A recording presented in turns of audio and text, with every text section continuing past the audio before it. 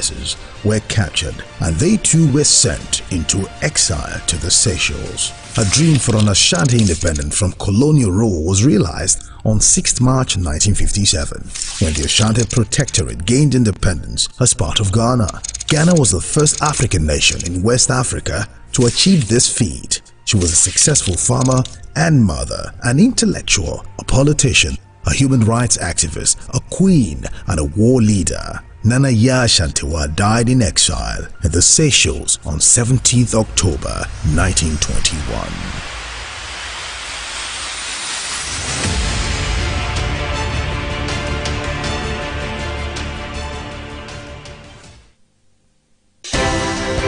At TVC News, wherever the big news story is happening, we're geared up to break it. TVC News, first with breaking news. Information is power, information is security, information is knowledge. On Labor Lens, we believe that working people around the world have real questions of their own. They want to know how the world of work operates, what it means to the employer of labor, how policies affect workers in the workplace. On Labor Lens, I ensure we engage effectively the organized labor, organized private sector and government to get out of them information workers are in need of. I am Sharon Ijason, asking questions that make you get sense of the workplace.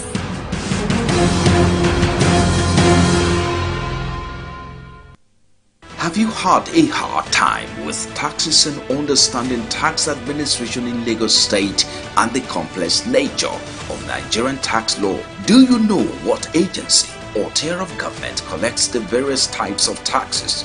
Have you ever found yourself asking any of these questions? Join us for your favorite program,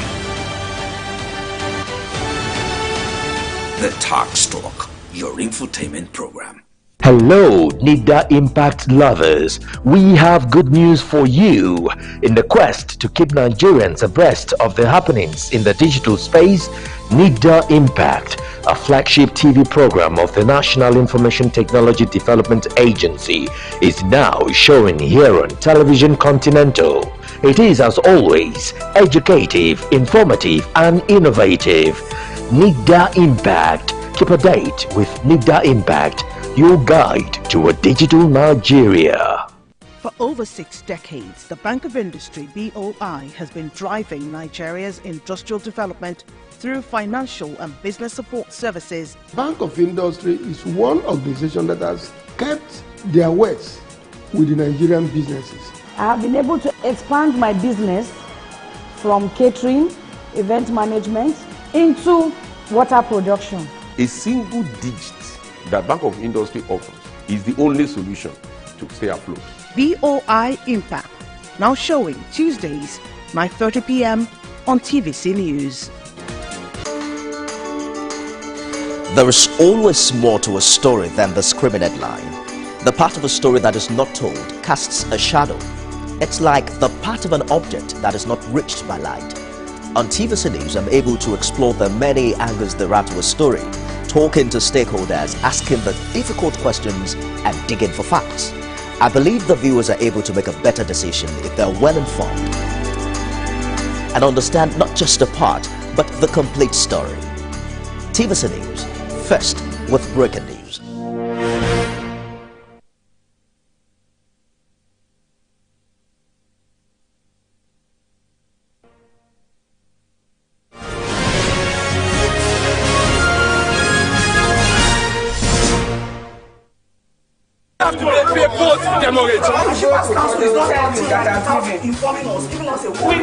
When shippers groan under the weight of ceaseless charges that tend to throw them off balance in the sector, Nigerian shippers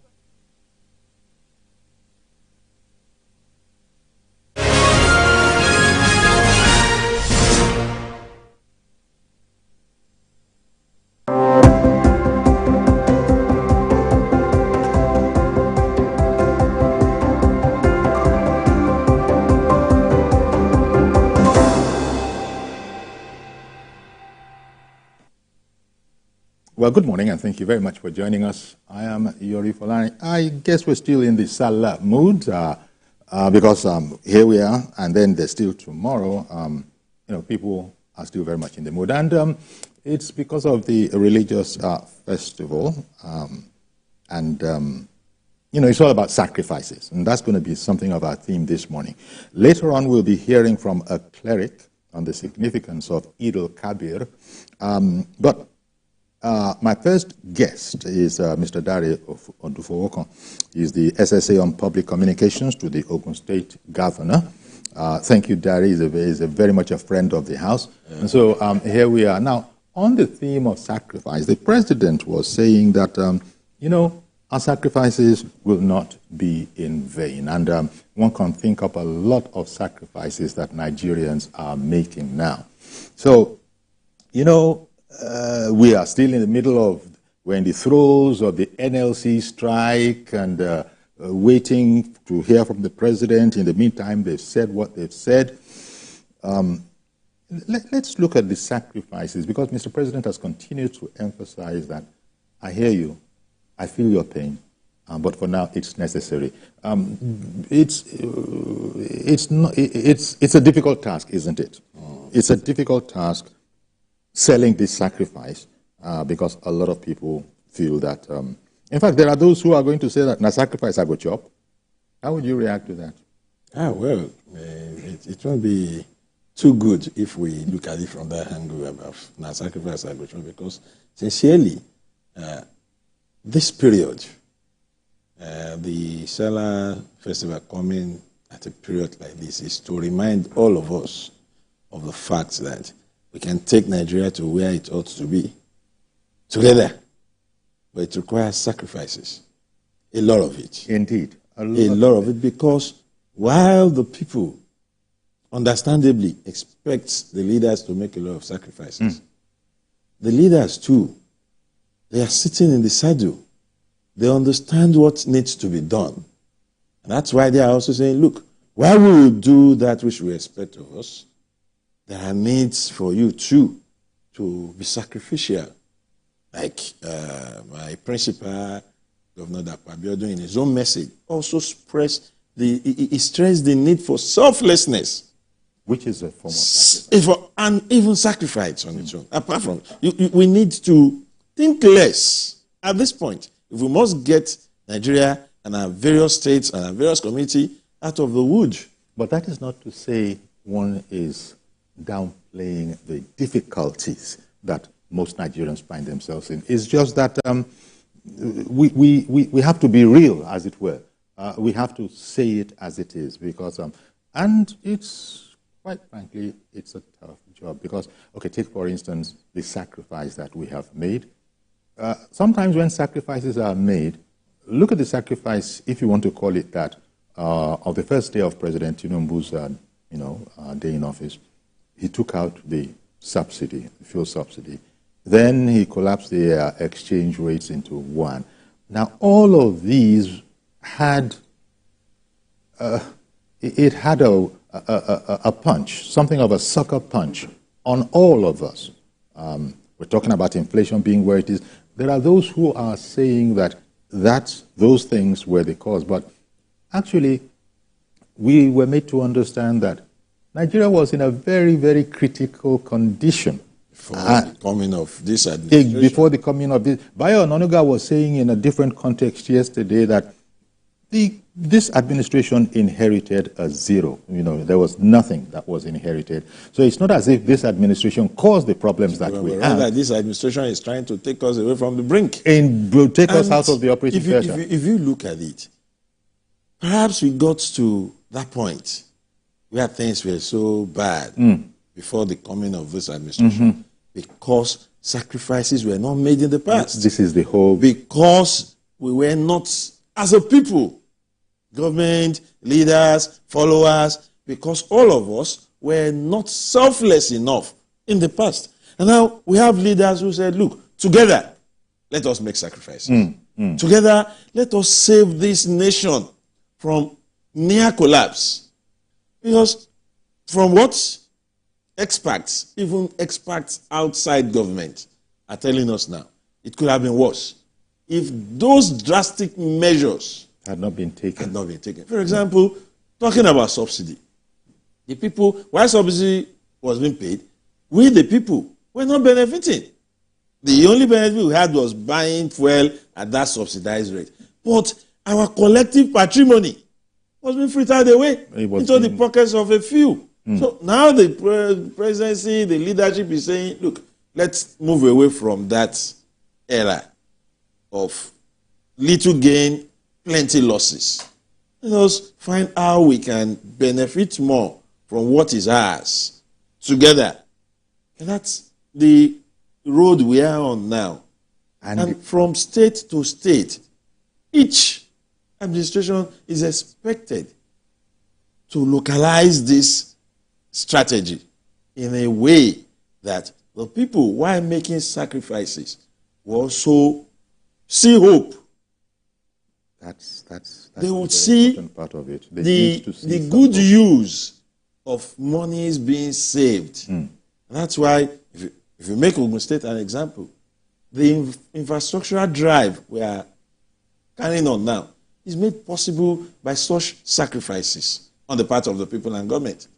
The ability to bring in more people into the workforce, employ as much as 4,000 teachers in one single act, is made possible by such sacrifices. The ability of this current administration in Ogun State under Prince Dapo Abiodun to start an airport project and conclude such, get it ready for operation within 4 years, 5 years, are outcomes of such sacrifices. And that is offering hope.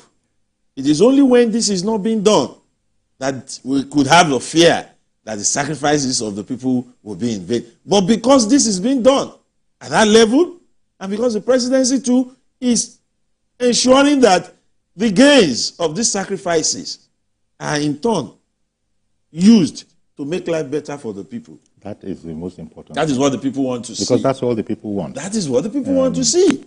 Because, look, we're talking about sacrifices because it is facing us. It is really in our face. Yeah. Because all these sacrifices, part of it, no doubt, is the fact that our spending power has gone where it has gone. Yeah.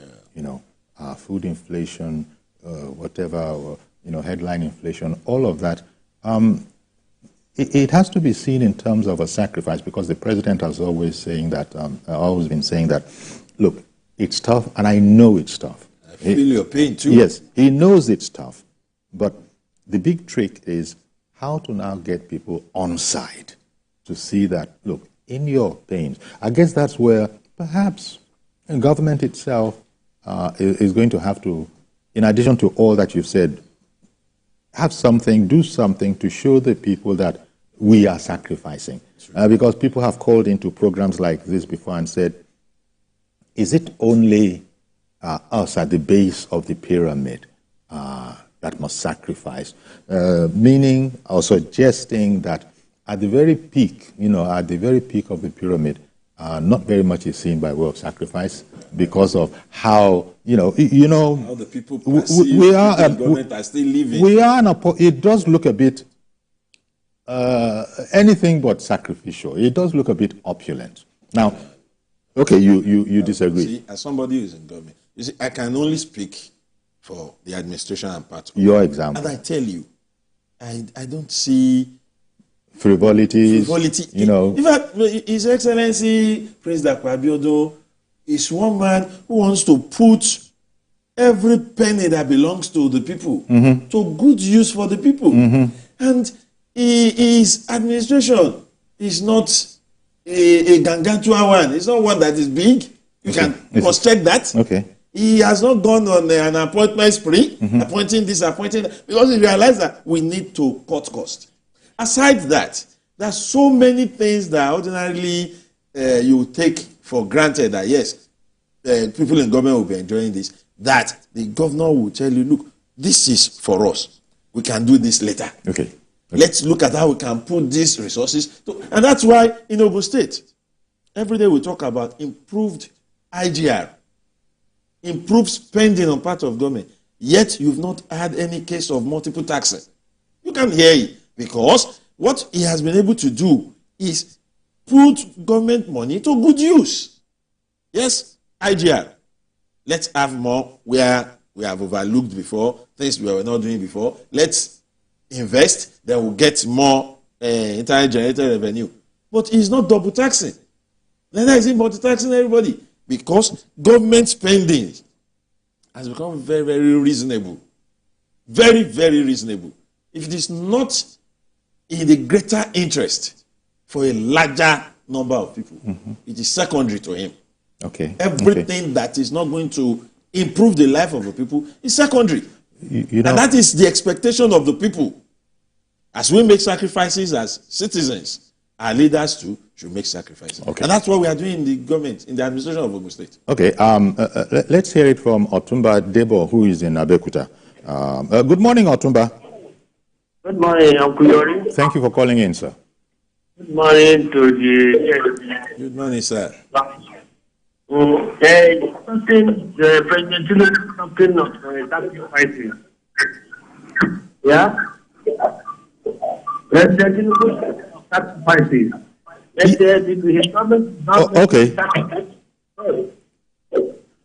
No, President Tinubu says our sacrifices will not be in vain. He has the roadmap. He can see the roadmap. A lot of people can see it, but it's like anybody who is fasting. It's not necessarily the most enjoyable time. But if it is for a purpose, and I think that's the impression, that is what the president is putting across, that all of this has a purpose. It will not be in vain. That's the theme that the president wants us to grapple with and trust him with. Yes, sir. His own government is not making that sacrifice. If you lead by example, he's talking of buying new jets for himself and the vice president, 160 million each for National Assembly members, 21 billion naira bidding for VP, 7 trillion naira for Lagos Calabar road, and it's not on convoys. For even the governorship, the state appointee there, you can see the governor is going with more than 30, 40 vehicles in the convoy. Is that sacrifice? Certainly not. The crisis must begin from the government, first and foremost. Oh. The budgets are in place. They should ameliorate it. Please. Thank you very much for calling in, Otumba Debo. It goes back to what we were talking about earlier, where people take certain perceptions because it seems to them that the rich never cry. Let me respond to one or two things you said. You see, while people are entitled to their perception, to their opinion, they must get their perceptions right. He didn't get it right. Let me start from what he said about 30, 40 vehicles in the convoy of my governor. It's a blatant lie. I am always in the convoy. And I can tell you that at no time will you find more than, you can't find up to a dozen, including security operatives. So when somebody now says 30, 40, you begin to wonder where was he standing and he saw that. So we don't misinform the public. So I'm putting it to him that that's outright misinformation.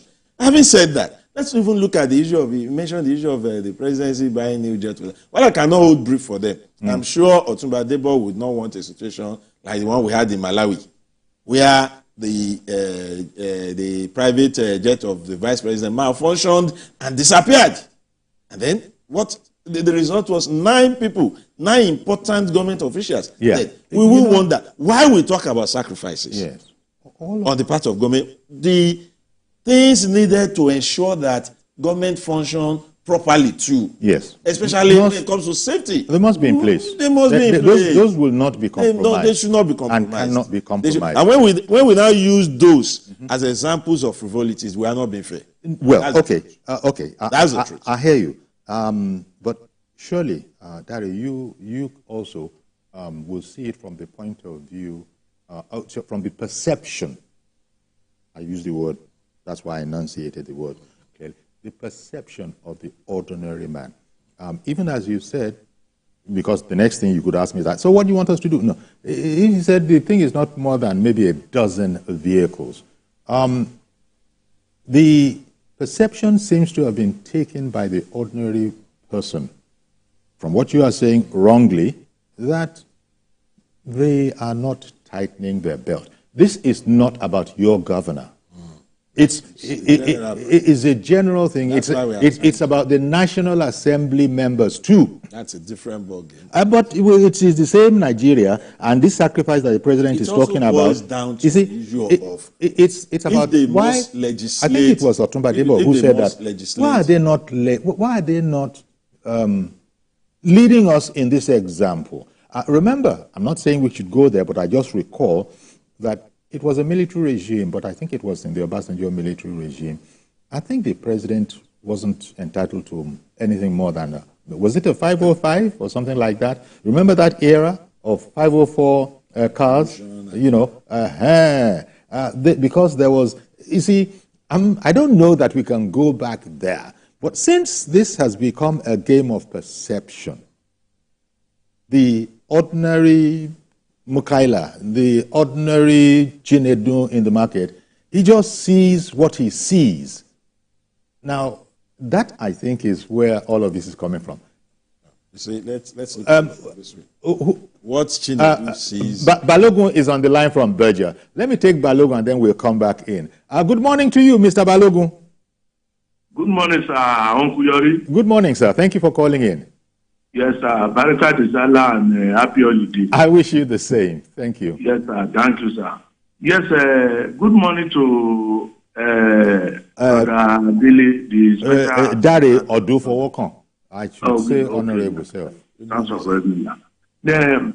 Sorry, I think a few days ago, I could not remember the very day on this TVC that, you have been asked about you talked about many things our Ogun State governor, Amikim governor is doing, and you lay emphasis on a lot of things, the roads you have been doing to Iperu, about the airport or whatever, most of all these things to Iperu, Ijebu, and sorry, this Alagbole, Akute, Ajuwon, Lambe, going to Otaifo Road. Even Benro, he's mentioning Benro. Denro. Yeah, you mentioned Benro, but I'm talking of the bridge, the almost 4 to 5 bridge that Governor Amoso left behind. Then, my brother, this road that is getting more worse. People cannot go to Lambe again. This between Alagbole to Ajuwon, sir, just bring your vehicle and run it to and fro. The next thing is you go and visit the mechanic just once.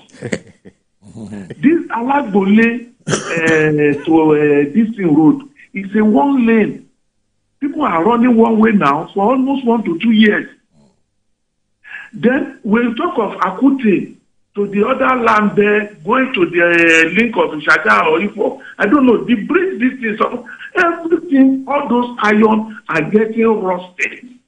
Everything is breaking down. When our Mr. Governor is coming to our rescue on this road, that is one. Then two, the Yakoyo Alagbole bridge that is functioning. It is not, once rainfall now, you will see the whole bridge full of water. And all these things will be affecting the bridge gradually before, we know it, not to go and, collapse. All right. Well, I want to thank you, sir. I want to thank you very much, Mr. Balogun. You've made the point, but unfortunately, as often happens, perhaps Mr. Balogun also is aware of some infrastructure facilities that are spick and span, but those haven't come up. You are used to that. People will complain about, what still needs to be done, and take for granted what has been done. What has already been done. It's natural, but let me. He started by trying to make an inference that it seems as if the whole facilities are in Ekperu Remo. That's also one of the perceptions that I plead against. You see, currently, work is almost done on the Aton Lusada Road. It's not in Remo, it's not in Ogun East. If you go to laughing around the axis now, in Ogun Central, work is ongoing. I can go on and on about the Mowe of Father Road. It's also not in the axis. It's near where he is talking about. So, and then there is Adodo Ikongba Road. Then Akute Denro is actually that is mentioned. He spoke about some bridges started by the former administration. You see, government is about prioritizing what you think is good for the people at a particular point in time. I can tell him that there is an ongoing construction of road. The work I've started in Akute, on the Akute Denro Road. That the bridge has not been attended to cannot and should not mean that that axis has been abandoned. The government probably will have looked at, okay, we can have alternative roads. What is going on here needs bigger attention. It was started by previous administration. You know that we're talking about this at all in the context of sacrifice. Yeah, exactly. It's because we're looking for whatever infrastructural facilities can be put in place or enhanced that would now benefit the ordinary man. People. Exactly. The ordinary people. Okay. So that Madam Mr. Balogun spoke about the wear and tear, toil on vehicles, the bridges, and spending too long on constructions. That's why I'm saying Akute Denro Isashi Road, Songo Agbado Lambe Road. Construction was ongoing there. It's in the axis he's talking about, and it is meant for the people. That this administration shows not to do exactly the same thing that the previous administration did. It should not be interpreted that abandoning that axis. Okay. So work is ongoing to make life easy in that axis. Okay, because if government feels that, look, this will take longer time to continue with this, why don't you provide an alternative that will serve the people right? I think what they should wait for is the end result. Because it's all about, ensuring that their sacrifices are not in vain. Yes, yes. Okay, good morning, Reverend Dominic. Good morning, Yori. Thank you. Good morning to your guests. Good morning, sir. Now, Yori, politics over. This is the time to speak gospel truth. The problem of Nigeria today is not about this government. It's what we have been crying since 10 years ago. And it's what we didn't do well yesterday or what we did well yesterday. Yori, do you know today there are about 3 million people living in ID camp in the north? Whether you like it or not, those 3 million people could have feed themselves. They don't want to use SUV or fly on the private jet. They could have gone to farm and feed themselves. Now, Nigeria is feeding 3 million people doing nothing in ID camp. How do you think there will be no food scarcity? That's number one. I want to join this with what I read yesterday about the New York Times, trying to blame this government about bad economy and the hunger. That one is out of moods. And I don't want to support people who support that New York Times. There's no man on earth that will love you more than you love yourself. This New York Times and their company will push you to remove subsidies, push you to devalue your naira. Now, when the consequence of it come, they begin to blame you. They begin to set up the people against the government. All I'm trying to say, Yori, Nigerians will fix Nigerians by themselves. We must find a way to stop this insecurity so we can go to farm and at least get what we can eat before even the micro and macroeconomics of the whole Nigeria. This insecurity must stop so that people will go back to farm. People will go and fend for themselves. There's no way a nation will feed 3 million people in ID camps and the economy remains the same. Not to say that government is doing the best. When a man is coming to power, is coming for solutions. Yeah. We know Nigeria is bad. Yeah. By 2027, we will see people who want to govern Nigeria. They will tell us that they know how bad it is. It is when they get to power, they begin to say how terrible it is. Governance is about change.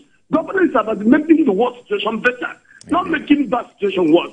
I want to talk to the XA in your studio. With due respect, if you bring every government official to TVC, you will think that they're not talking about Nigeria of today we live. You think they're talking about Nigeria that is in the moon. I don't want to listen to government officials. Things have gone bad. We must put ourselves together to do it. Sacrifice. As we make sacrifice, let government officials also make sacrifice. 12 cars in one convoy is too many. 1,000 cars in one convoy is too many. What is government using 12 cars to do? Security himself and journalists. I hear you, Reverend Dominic. When the man is supporting 12... Thank you very much, Reverend Dominic. Let's give Mr. Dufoukon a chance to respond to this. I will only respond to, when I was saying, I said not up to 1,000 cars. Okay. And then, but it goes to show you the agony of the people. It goes to show, largely, in my opinion, the lack of understanding. If you say a governor should move and he should just drive himself and probably have one vehicle and he says go one vehicle for him, security and the media. It goes beyond that. I mean, most of these vehicles you see in those convoys are actually belong to the various security organizations that are attached to the official. So we talking about sacrifices. Yes. While we'll expect sacrifice from the part of the leaders, we should also be ready to make sacrifice and be selfless about it. The people be feel selfless about it and be willing to see the end results. In fact, the people, I don't need to tell you, I mean, you're a journalist yourself. The people feel that we are the people making sacrifices. And that's why I'm telling you that those in government too are making sacrifices. They are, a lot of it. But perhaps they want a bit more visibility to the sacrifices. I went to I wouldn't even call it a ridiculous extreme, but I went to the extreme where at one time in this country, where was that, Dodam Barracks, the Supreme Clinical Council, there was just these green Peugeots that were, because a car gets you from A to B. It's not about luxury. You want luxury. Why are you buying? Peugeot in those days was the in thing. You see, we cannot continue to talk about Peugeot in 2024. Peugeot in those days, what vehicles were better then that were in circulation? Okay. Those were the in thing. So let's see, it's about what will work. We're talking about appearances. Appearances of the vehicles. Perception as opposed to fact. That's exactly perception as opposed to fact. Thank you. But we should work with facts, especially we in the media. Indeed. Why do people go with perception? We should help diffuse that and present the facts, not help them elevate perception above facts. Right. Well, I hear you. Thank you very much. Thank you very much for coming on. It's always going to be like this, and I imagine if the president expects it, your governor and your very good self will also expect. Because that's why we don't take offense when the people express their opinions. Their frustration rather, sometimes they try to this is how it is. And this is what we are doing. Okay, then. So we're going to leave this now, and we'll take a break, come back, and then maybe begin to look at the whole meaning of sacrifices. We're taking on a cleric next. Coming up from when we come back from break is Ismail Chindo Gotomo, the chief imam, Haliru Abdul Jumat Mosque in Birinin, Kebbi. He'll be joining us to talk about the religious aspect of, the spiritual aspect of sacrifices. So stay with us, please. We'll be right back.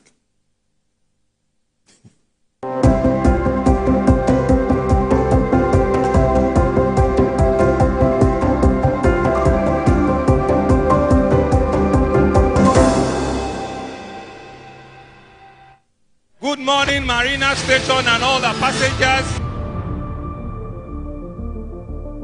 Efficient, it's comfortable. This development will go a long way in reducing congestion and emission. The trains are a long-term solution to Lagos traffic challenges. This is where we take the final, decisions on policies, programs of government that will have to ensure that, the narration of Lagos as a PLC is taken very, very seriously. This is a major pedestrian bridge linking Oyingo here to Apapa Road over there. With this overpass, we are providing what we call a permanent solution.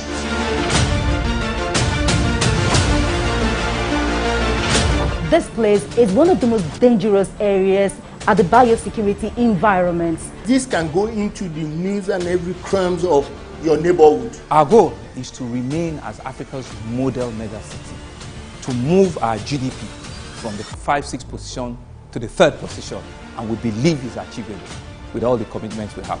Explore the city of Lagos, where dreams are made and possibilities are endless.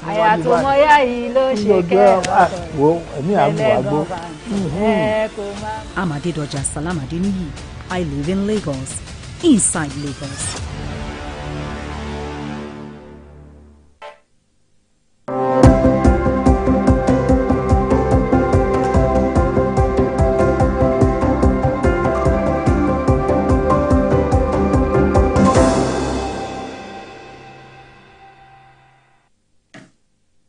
Okay, welcome back. And indeed, the Imam is waiting for us. So once more, good morning to you, Imam Ismail Chindo Gotamo, Chief Imam Haliru Abdul Jumat Mosque in Birnin, Kebbi State. First of all, greetings on the Salah celebration. Thank you very much. Very good morning to you all. Of course, when we come to Ramadan, it's always, we're looking into the spiritual aspect of things now and the lessons that can be got therein. Just about everybody knows it's all about sacrifice. It's even referenced in the Bible, what the Muslims celebrate in a big way. And so maybe talk to us about the challenges of sacrifice. We all know that, especially when you look at a sacrifice such as what the Ramadan event is commemorating, we all know that it can be quite difficult. But if people know that there are benefits from it, and this is where President Tinubu was saying that Nigeria's sacrifices will not be in vain. When Ibrahim was going to make the sacrifice, he was sure that it would not be in vain. So talk to us, if you will, Imam, on the push-pull aspect of sacrifices. It's a painful thing, but also it is a necessary thing spiritually, perhaps. Yes. The issue of sacrifice is of life as a whole, because that is why in the glorious Quran, and I believe in the Bible as well, stories and parables of prophets and other righteous persons are being rehearsed unto us so that we learn from their way of life, particularly the sacrifice we are talking about. You see in Ramadan that you started talking about Muslims abandon eating, drinking, and marital relationships at some specific times. Now, these are things that are made lawful unto a person, but he, as a believer, is requested to abstain from those lawful things at certain times. So, as a believer, one has to submit and sacrifice his time and everything. And particularly, you can recall that the Ramadan of this year, particularly here in the north, the weather was hot. It was about sometimes 44 degrees centigrade, and even sometimes 46 degrees centigrade. But Muslims sacrificed and kept on fasting of those 55 times. So this is what is required of a person, that in life, both the life of this world and the life hereafter, you have to sacrifice so that you can succeed. And that is what we can see in academics and in everything that they say, the idea that no sweet without sweat. So one has to put the best so that he can get the best. Now, this is Ramadan. Yes.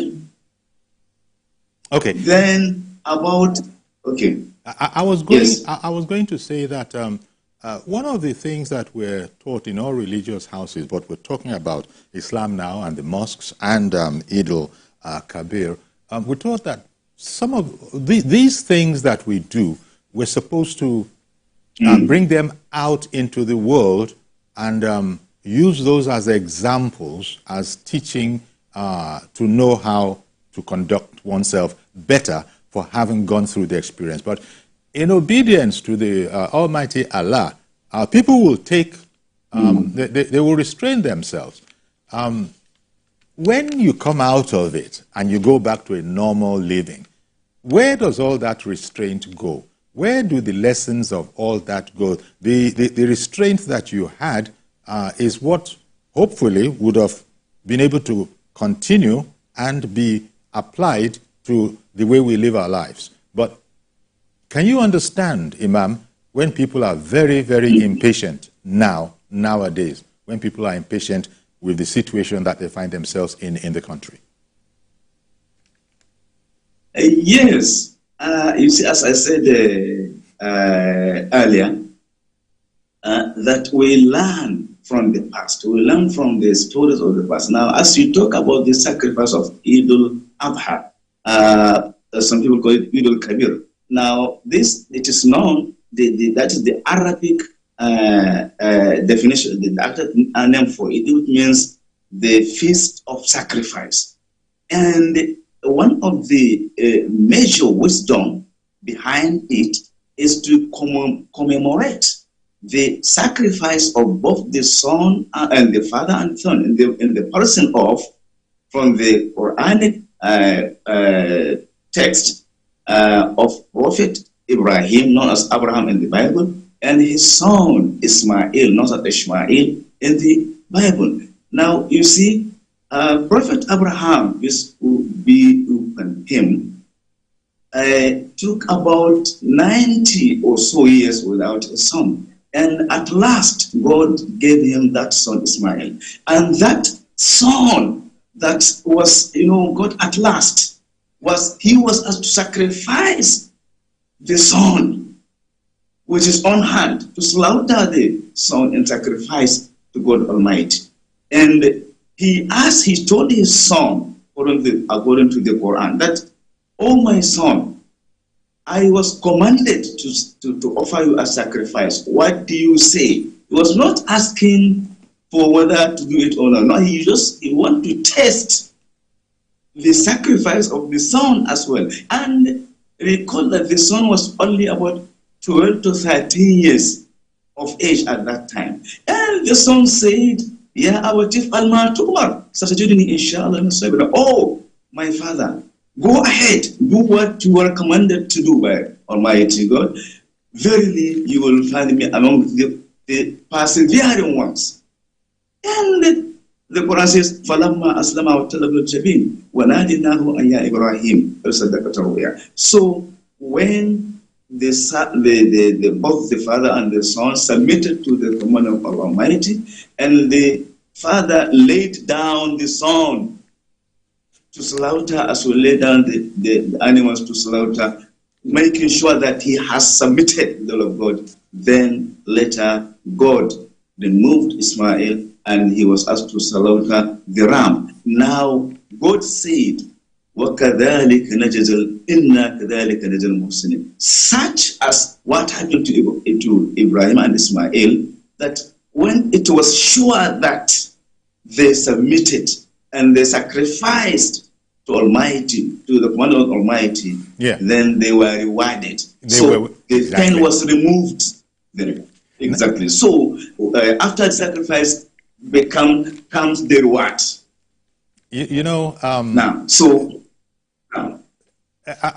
Yes. What I'm thinking is that both Ibrahim and his son Ismail, they had something to depend on, the word of God. So they had the word of God to depend on. They weren't just acting anyhow. They had complete faith. Now, this is where I'm asking, how does one bring that to the situation that we have now? Because I think more than anything, we need patience. And it's not a religious enterprise. This is not, the president is not God. He is saying what he is saying. But it's all about the people now keying into that message and persevering. And perhaps this is where there might be some challenges. Of course, we have to continue to be prayerful. Do you think there is, what would you say to Nigerians who, because as I said, in the case of Ibrahim and his son, they had God to depend on. It was written, this is how it shall be.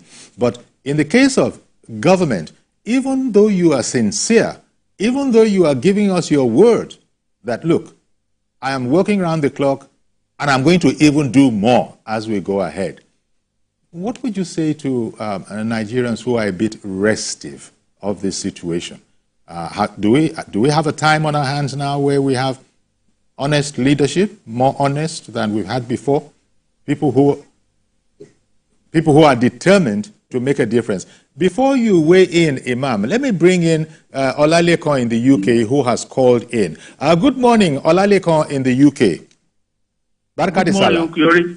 Thank you. Good morning. To you, sir. Yes. I just want to speak to the essay to Governor, Mr. Atari. But he's left now, and that subject is over, sir. Okay, all right. Okay. Would you like to weigh in on this one?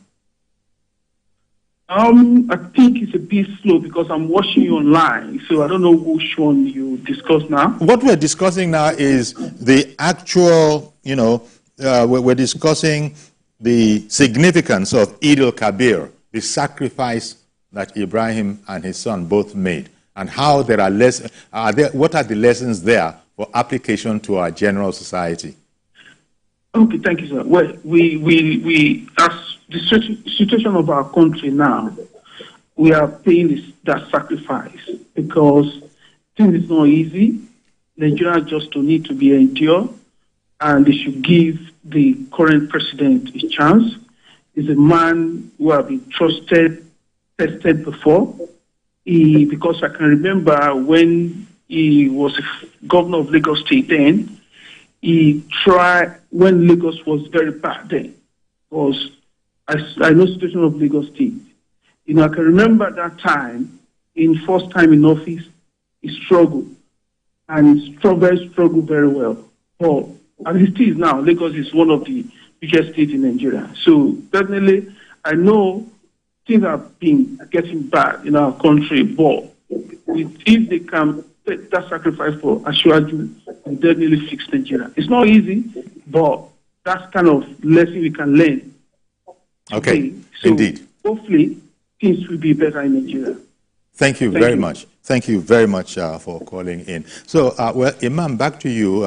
I was asking for how this could be applied. Yes, trust is part of it. After all, it is said that we need to pray for our leaders. So, trust. Yes. Can we trust our leaders? Yes, thank you very much, my dear. Yes, sir. Please continue. Now, yes, thank you very much. Now, this issue is very important, asking about how can these lessons, these spiritual lessons be applied to our day-to-day life, particularly our dear country as we live together today and with the prevailing situation. What I would like to put forward here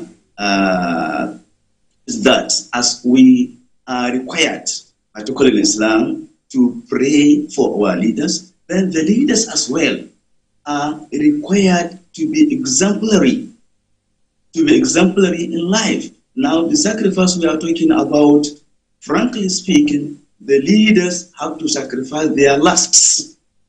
I can recall, like during the time of the second Caliph in Islam, that is Umar Abdullah, that there was a famine during his time, there was hunger during his time, and Umar abandoned his lust so that it can go across other people. So this is part of what, frankly speaking, our leaders have to do. Even before this government, we know that there were complaints that the expenditure on running government is so high in Nigeria.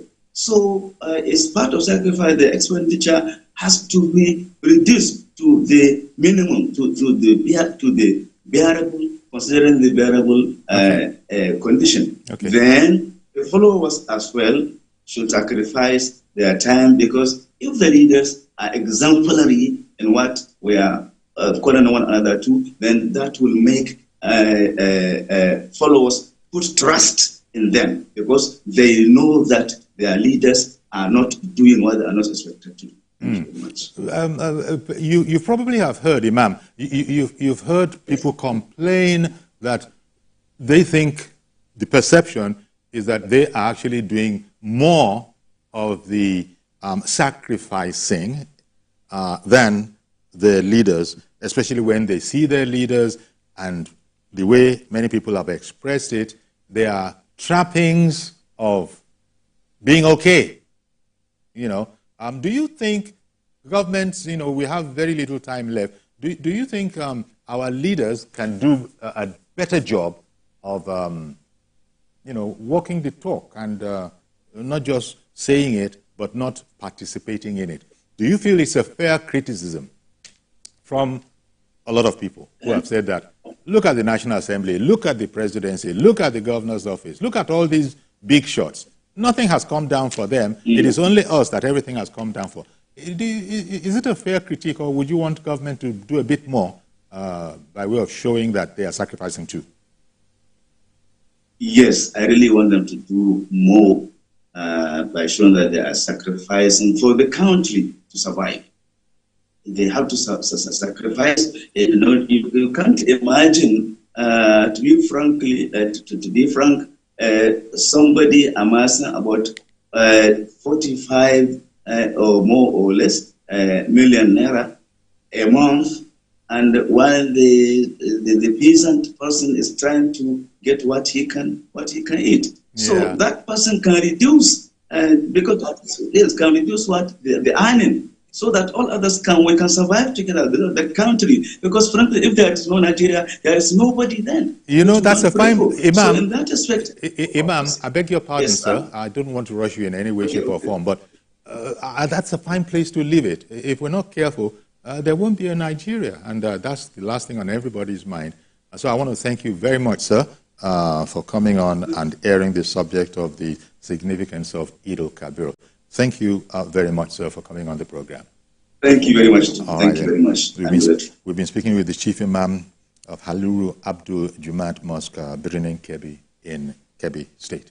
Okay, that's our program today. Do please join us tomorrow for a fresh edition. I am Yori Folari. Bye-bye for now.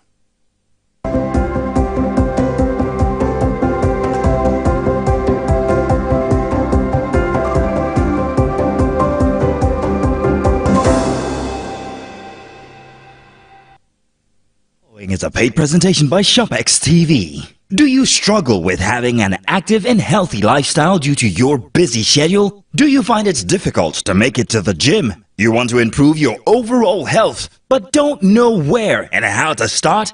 Medical experts agree that walking, running, and jogging are amongst the best ways to stay fit and enjoy a great active and healthy lifestyle. What if there was a convenient and affordable way to improve your health, improve your mood, and lose weight right in your own home? Introducing the SportX Digital Compact Treadmill. The compact foldable treadmill that makes being active and losing weight fast and easy. Just unfold it and walk, jog, or run while you watch your favorite programs on TV. And when you're done, just fold it and store it away. Now that's convenience. The secret is its advanced design that houses a 1-horsepower motor that is twice the size of most treadmills, packed into a nice compact unit, powering every step you take. You get the SportX Digital Compact Treadmill System complete with a rugged commercial-grade ultra-durable traction belt, large LCD multifunctional display that displays speed, time, distance, calories, and has 12 different exercise programs, as well as a magnetic safety key for added security. The SportX treadmill has really helped me get back in shape after childbirth. I love it because it's compact and can fit anywhere in the house. And when I'm done, I fold and put it away. Easy peasy. This is the best piece of equipment for people like me who want to stay active without leaving the home. I simply unfold it and use it while I watch my favorite program on TV. Join Maintaining a gym can cost an absolute fortune, and you could be paying up to 490,000 naira in annual gym fees. Get the Sport X Compact Digital Treadmill to save the cost and work out of the convenience of your home. You would normally pay 500,000 naira for a treadmill like this. Call the number on your screen now and get the Sport X Compact Digital Treadmill for not 450,000 naira, but for just 400,000 naira only. And that's not all. You can get the Sport X Compact Digital Treadmill in 2 easy payments of 200,000 naira. That's right. Pay twice and get this amazing fitness solution. But wait, there's more. If you order now, you get the Sport X Compact Digital Treadmill delivered to you for free wherever you are in Nigeria. And it comes with a ShopX 30-day money-back guarantee. If you're not satisfied with the treadmill, send it back for a full refund. But hurry, limited stock available. Call the number on your screen now or scan the QR code or visit our website to place your order while stock lasts. The preceding was a paid presentation brought to you by ShopX TV. Martin Luther King Jr. was born in Atlanta, Georgia, January 15, 1929. The son of a Baptist minister, King received a doctorate degree in theology and in 1955 helped organize the first major protest of the African-American civil rights movement, the successful Montgomery bus boycott. King participated in and led marches for the right to vote, desegregation, labor rights, and other civil rights. He advocated civil disobedience and non-violent opposition against segregation in the South, influenced by Mahatma Gandhi. The peaceful protests he led throughout the American South were often met with violence. Nonetheless, Dr. King and his supporters were persistent and the movement gained momentum. Dr. King was a powerful orator. He appealed to Christian and American ideals and won growing support from the federal government and Northern White. In 1963, Bayard Rustin and A. Philip Randolph led the massive march on Washington for jobs and freedom. The event's grand finale was King's famous I Have a Dream speech. 250,000 people gathered outside the Lincoln Memorial to hear the stirring speech. In 1964, the civil rights movement achieved 2 of its greatest successes: the ratification of the 24th Amendment, which abolished the poll tax, and the Civil Rights Act of 1964, which prohibited racial discrimination in employment and education and outlawed racial segregation in public facilities. In the same year, King became the youngest person to win the Nobel Peace Prize. In the late 1960s, King openly criticized U.S. involvement in Vietnam and turned his efforts to winning economic rights for poor Americans. He was a leader of the American Civil Rights Movement and organized a number of peaceful protests as head of the Southern Christian Leadership Conference, including the March on Washington in 1963. He was assassinated in Memphis, Tennessee on April 4th, 1968.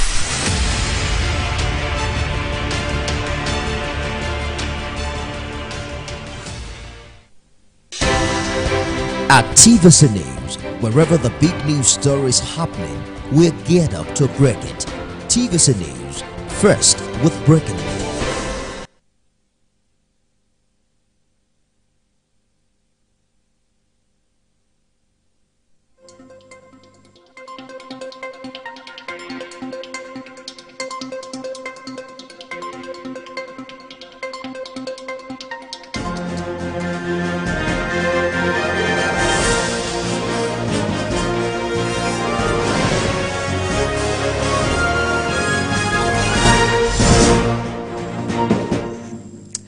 Hello and thanks for joining us on TVC Media News. We're staying on the cholera outbreak in Lagos State. The state government has activated a public health emergency operations center at Mainland Hospital, Yaba. The emergency operations center is expected to address the increasing number of severe gastroenteritis cases across multiple local government areas of the state. Lagos State now has 350 suspected cases of cholera in 29 wards across multiple local governments, with 17 confirmed cases. Lagos State Commissioner for Health, Professor Akin Abayomi, disclosed that although this is an increase from the numbers published 4 days ago, cases are now dramatically subsiding in previously affected local governments due to interventions and surveillance efforts. Let's now turn to security matters. The Chief of Air Staff says the Nigerian Air Force is expecting the newly procured 50 fighter jets to be delivered in 2 years. Air Marshal Hassan Bala spoke during a courtesy call on Governor Fintiri of Adamawa State. And senior reporter Wulabi Adenusi filed in this report. This is the first official visit of the Chief of Air Staff to Yola Government House after he assumed office. During the visit, the chief said he is on an official tour across Air Force Base in the country, as well as to thank Governor Finturi for various assistance rendered to his men. He assured the governor that the sky in Yola will witness state-of-the-art fighter aircraft in the coming days. We are also mindful that remnants of insurgents escaping from the renewed onslaughts on their remaining enclaves in Borno and Yobe states may be considering the option of moving back to Adamawa through the border towns.